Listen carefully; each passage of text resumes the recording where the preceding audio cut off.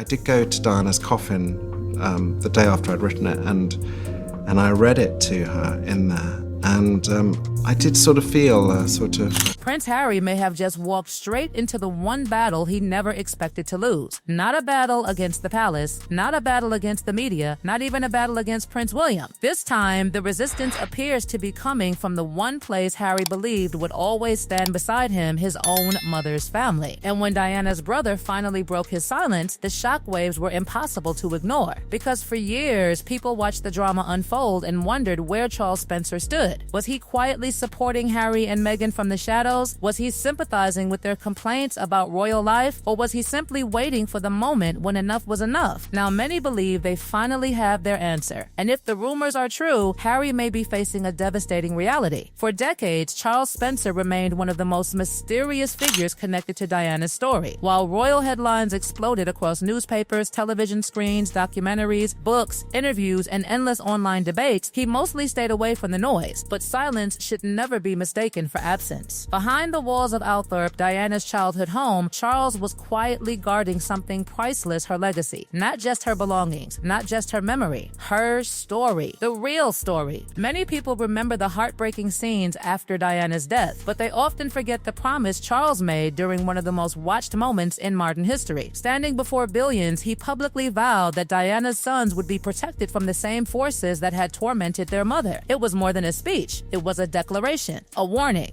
a promise that would shape everything he did afterward. That promise extended beyond words. While many expected Diana to remain forever tied to royal traditions, Charles ensured she would rest at Althorp, surrounded by Spencer land and Spencer history. It was a powerful statement. Diana belonged to the world, but she also belonged to her family. And Charles never intended to let that connection disappear. For years, he watched events unfold from a distance. He watched interviews. He watched documentaries. He watched public appearances. He watched headlines grow larger and controversies become louder. And gradually, something began attracting more attention than ever before Diana's image. At first, it seemed harmless, even touching. Whenever Meghan Markle appeared wearing Diana's jewelry, many observers saw it as a tribute. The aquamarine ring, the butterfly earrings, the bracelets, the watch. Every appearance seemed to carry another reminder of Harry's mother. The symbolism was powerful. Cameras loved it. Headlines loved it. Audiences noticed it instantly. But then a pattern emerged. The references kept growing. The comparisons became more frequent. And before long, people weren't simply talking about Meghan, they were talking about Meghan and Diana in the same sentence over and over again. Then came the interviews. Then came the documentaries. Then came the narratives. A woman misunderstood. A woman isolated. A woman trapped inside an institution. A woman struggling to be heard. To some viewers, these were legitimate personal experiences. But to others, the similarities were impossible to ignore. The echoes of Diana's story seemed to appear everywhere. The themes felt familiar. The imagery felt familiar. Even the emotional framing felt familiar. And while millions debated those comparisons publicly, many believed Charles Spencer was watching privately. That is where things reportedly started to change. Because Charles wasn't reading Diana's story through newspaper articles. He lived it. He witnessed the pain firsthand. He watched his sister endure pressures that most people could never imagine. He saw consequences that cameras never captured. He understood details that documentaries could never fully explain, which is why insiders claim alarm bells began ringing when a far bigger project reportedly landed on the table. The proposal sounded enormous. A major documentary, a global platform, the 30th anniversary of Diana's death approaching, a project capable of attracting worldwide attention. On paper, it looked irresistible.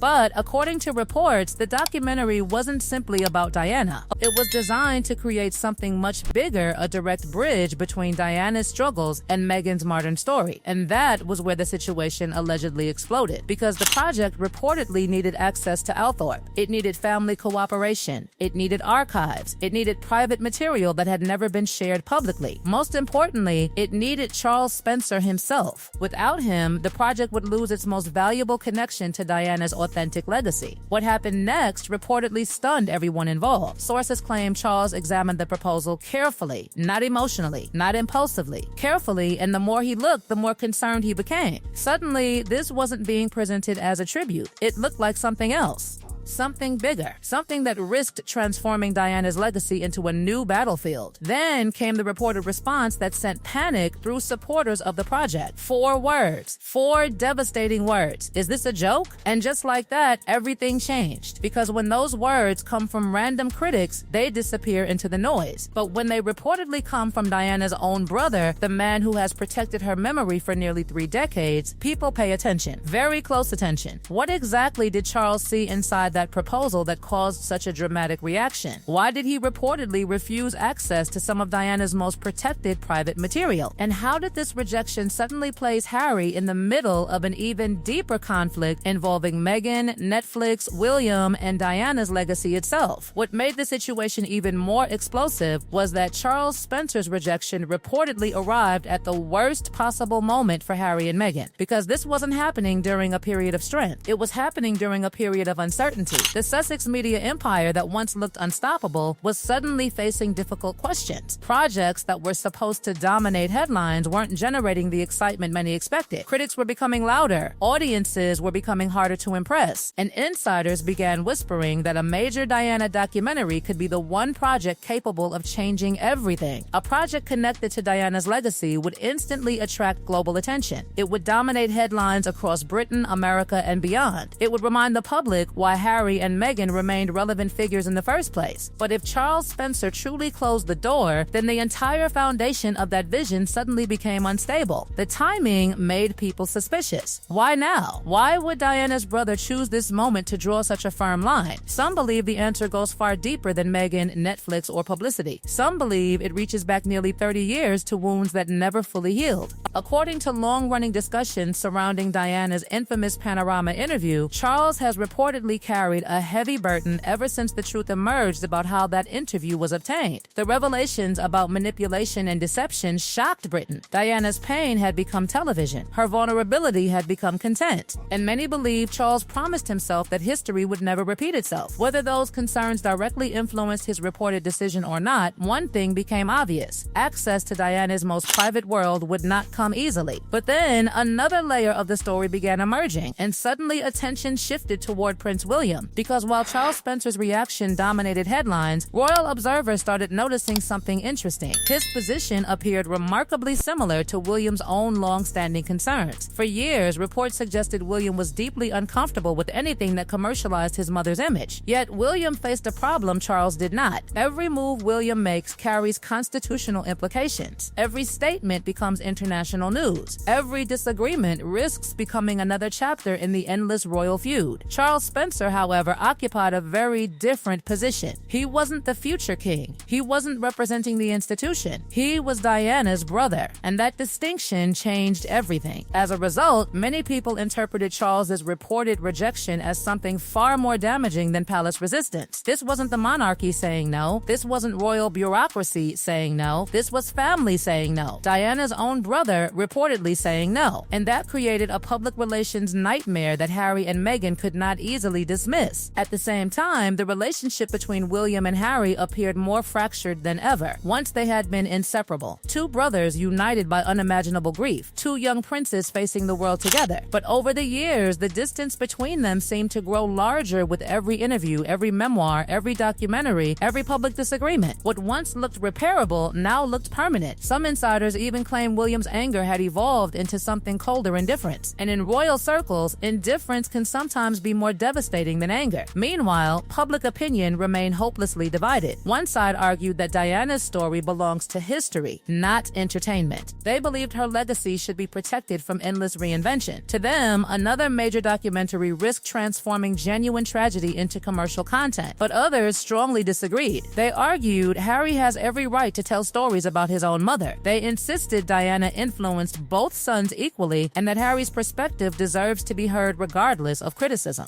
The debate quickly became another battlefield in the larger war surrounding the Sussexes. Yet beneath all the arguments, one uncomfortable reality continued surfacing. Diana's legacy remains powerful because it was built on something bigger than royal drama. Long before documentaries, interviews, and family feuds, Diana became beloved because of her humanitarian work, her compassion, and her ability to connect with people who felt forgotten. That is why emotions become so intense whenever her name enters modern controversies. People aren't just debating a documentary. They're debating insinuating ownership of one of the most emotionally powerful legacies in modern history. And that brings us back to Harry. Because while the headlines focus on Charles Spencer, William, Meghan, Netflix, and the palace, the person standing directly in the middle of this storm is still Diana's younger son. Reports continue to suggest Harry wants reconciliation. Reports continue to suggest trust remains broken. Reports continue to suggest the distance between the Sussexes and the royal family remains enormous. And now, with Diana's brother reportedly drawing a line that few expected him to draw, the path forward appears even more uncertain. Perhaps that is why this story refuses to die. It is no longer just about a documentary. It is about family loyalty. It is about memory. It is about power. It is about who gets to tell Diana's story and who gets to protect it. And as more details continue to emerge, one question hangs over everything. If Diana's own brother has finally reached his limit, what happens next when Harry realizes that one of the last doors he thought would always remain open may no longer be open at all? The silence around that question may be the loudest clue of all.